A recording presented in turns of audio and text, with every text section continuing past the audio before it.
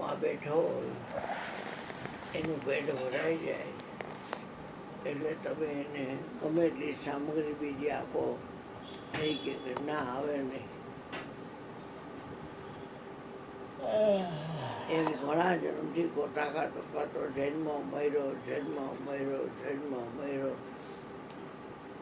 એમાં સદગુરુ સંતનો સંગ થયો અને જન્મવાન મરવાનું ગુરુજીએ મટાડી દીધું. અવિનાશીનું ધ્યાન ધરાવી દીધું. વિનાશીનું ધ્યાન કાળની રેન્જમાં આવે એ બધું વિનાશીનું ધ્યાન. અવિનાશી તો કાળનો કાળ છે, એને કાળ શું કરી શકે? એને તેનું નામ અવિનાશી કીધું. અવિનાશી આપણા પોતાનો જ આત્મા છે અને આ થોડનો તો નાશ થાય કેમ કે એ તો સળગાવી દેવામાં આવે અને હળગી જાય. પણ એમાં જે રહેતો હતો બાપાએ ગાયું કે જે વાયુ ગંધના સ્થાનથી ગંધને લઈ જાય છે બીજી જગ્યાએ, એમાં શરીરને છોડતો પ્રાણો સમેત, ઇન્દ્રિયો સમેત, મન સમેત નક્કી કરેલા શરીરમાં જાય છે, ત્યાં જાય છે. હવે આપણે તો જન્મવું નથી, મરવું નથી, આવવું નથી, જવું નથી, ઠાલું નથી રહેવું, ભરેલું નથી રહેવું. આ હોધે ઘટે નહીં વાલો. પરમાત્મા સર્વત્ર છે, પરમાત્મા સમર્થ છે, પરમાત્મા સ્વતંત્ર છે, પરમાત્મા અખંડ છે, પરમાત્મા અજર છે, પરમાત્મા અમર છે, બાયોડેટા વગરનો છે એટલે પરમાત્મા અવિગત છે, પાર પામી શકાતો નથી એટલે અપાર છે, અને એનો અંત આવતો નથી એટલે અનંત છે, કળવામાં આવતો નથી એટલે અકળ છે, નામ કાંઈ છે ને એટલે અનામી છે, કોઈ રૂપ નથી એટલે અરૂપી છે, જન્મતો નથી, મળતો નથી એટલે અજન્મા છે. સદગુરુ સિવાય અનંત ફળ હાથમાં આવે નહીં. આપણા હાથમાં આવ્યું છે તો જરાય અથડાર થયા વગર, હોશિયારી કર્યા વગર છાનામાના નિજ નામને બેઠા સાધે હે લાખા, એ તો નિજ નામને બેઠો સાધે.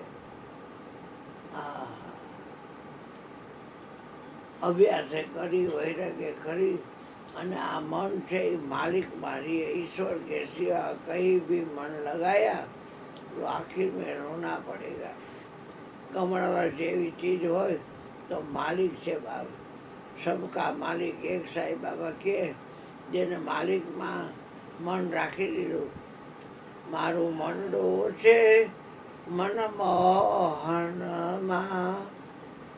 હવે મને ગમતું નથી ભુવનમાં. મારું મન તો માલિકમાં છે. જેને માલિકમાં મન કર્યું એનું ભજન સાચું ચાલુ થઈ ગયું. જગતના લોકો ખાલી ભજન ગાય છે, મન ચોઈ તરફ ભમાવે છે. એટલે શું થાય છે કે એના સ્વાર્થની અંદર એ બિચારો પંચવિષયની ઝાડમાં ફસાયેલો છે અને ત્રિવિધ તાપથી દાદે છે અને બીજા નહીં એ રોલ ફેરવે છે. ઓર તો કોઈના રોલ ફેરવે નહીં અને પંચવિષયની ઝાડમાંથી નીકળી ગયેલો છે અને ત્રિવિધ તાપથી દાદતો નથી. એટલે પાંચેય પ્રાણ છે ને એક ઘર લઈ લીધા છે, એક લાઈનમાં લીધા છે, એને દીવા જેવું ઘૂંટી જાય છે કે ગુણ ગુણમાં વર્તે છે. કોઈ રૂપ જે છે દેખાતો એને જાણું છું એટલે હું રૂપથી અલગ છું, ગુણને જાણું છું એટલે ગુણથી અલગ છું, અને નામને જાણું છું એટલે નામથી પણ અલગ છું. આ બધું જાણવામાં આવે છે. હું જાણનાર છું, જાણનારને નથી નામ, નથી રૂપ, નથી ગુણ. મારી જોડી નથી કે ક્યાંય તમે એને સરખાવી શકો કે આના જેવો. એની તોલે ના આવે ત્રણ લોકમાં, એની વિશ્વ વિચિત્ર છે વાત. તો હું શું વર્ણવું? મારા વાલાની વાત મને લાગે વાલેલી. એટલે પ્રગટની ભક્તિ કરવા જેવી છે બાપ. મનુષ્ય દેહ છે, રાત થોડી છે, વેહ જાજા છે, એમાં આત્મા બનીને રહ્યો. રાગ દ્વેષ બિલકુલ આવશે નહીં તમારી પાસે. જેમ અંધારાને કાઢવું હોય તો અજવાળું કરવું જરૂરી છે, એને રાગને તમારે કાઢવો જ છે. તો તમારા જીવનમાં ત્યાગ હશે તો જ રાગ જાય છે. તમારે દ્વેષને કાઢવો છે તો તમારા જીવનમાં પ્રેમ હશે તો દ્વેષ જાય છે. ભજન ગાય છે ઘણી વખત કીર્તિભાઈ કે રામ રટણ કર નિશ્ચિતભાઈ, રાગ દ્વેષ નહીં આવે.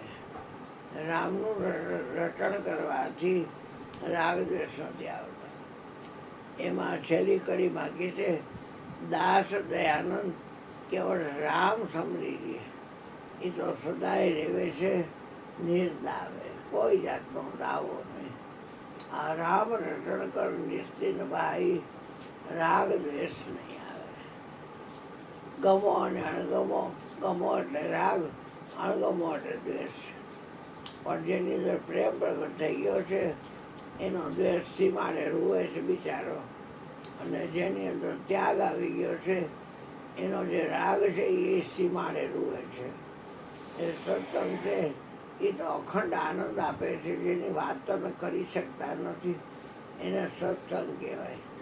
પણ તમારે રહેવું પડે સ્વમાં. હો, આ સ્વમાં રહ્યો ને એને સત્સંગ, બીજું શું. આ જગતની અંદર બધા દોરા ધાગા માગડિયા ફાગડિયા રક્ષા દોરી આ તે શાલિગ્રામ બાલિગ્રામ, એક મુખી, બે મુખી, 5 મુખી, 25 મુખી, આવા જાત જાતના રુદ્રાક્ષ અને એ ભેગા ફેરે ખિસ્સામાં.